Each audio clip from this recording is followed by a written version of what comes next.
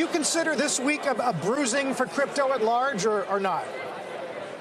No, actually, it's bringing it to light. I think it's good to have people talk about it, because the more they talk about it, the more they realize how important Bitcoin is going to be for the planet, for all of us, that we won't have to pay 2.5% to 4% every time we swipe a credit card. We're going to have an open currency that we can move from place to place easily.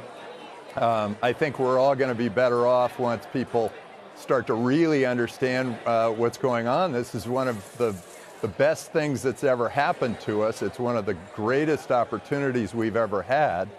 And so Bitcoin and the decentralization of the world and the opening of the world are going to be terrific for all of us. I think the world's going to be a much better place. You wait 10, 15 years, we're going to end up with one great world, and the borders are going to be much more, it'll be much more frictionless to do business around the world.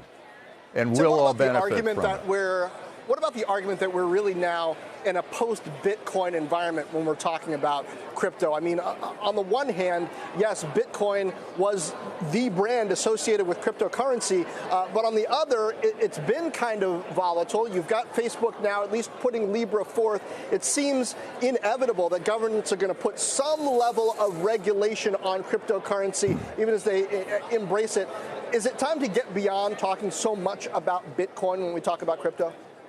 I think it's just the opposite. I think all these other cryptos are bridges to where we have a Bitcoin environment. And I think the governments are all trying to figure it out. It turns out that our government has a lot of heavy regulators, and they're all trying to get involved here, and that's slowing down the U.S. We have where other countries, I mean, why is Libra in Switzerland? Why did all these other cryptocurrencies get started in Gibraltar or Malta or somewhere else? It's because we have so many regulators and so many people getting involved before we're able to innovate. I'm afraid that all this incredible innovation that's happening around Bitcoin, the blockchain, smart contracts, open node, all of these extraordinary things are happening out there, and they're going to go to other countries if we don't open up and we start realizing that, hey, let's let some of these things happen. Let's let people open up and see how things go, because otherwise we're going to lose a lot of innovation here in the U.S., and all those great innovators may leave.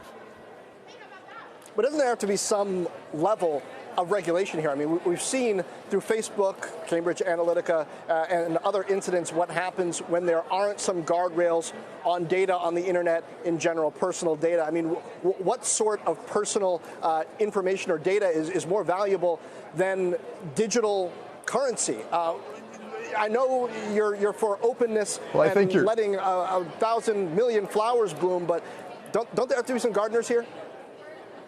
Well, I think what's happening now is that we're putting regulation before the innovation. Facebook's just announced Libra. They haven't even been able to ship it yet, and the regulators are all over them. I mean, let them ship the thing. Let's see how it happens. Let's let things roll. And then if there's a problem, then great. Now it's time for regulators to step in. Yeah, if there's something that's hurting humanity. Actually, I think the things that are hurting humanity are all the regulations that are keeping us from all these amazing innovations.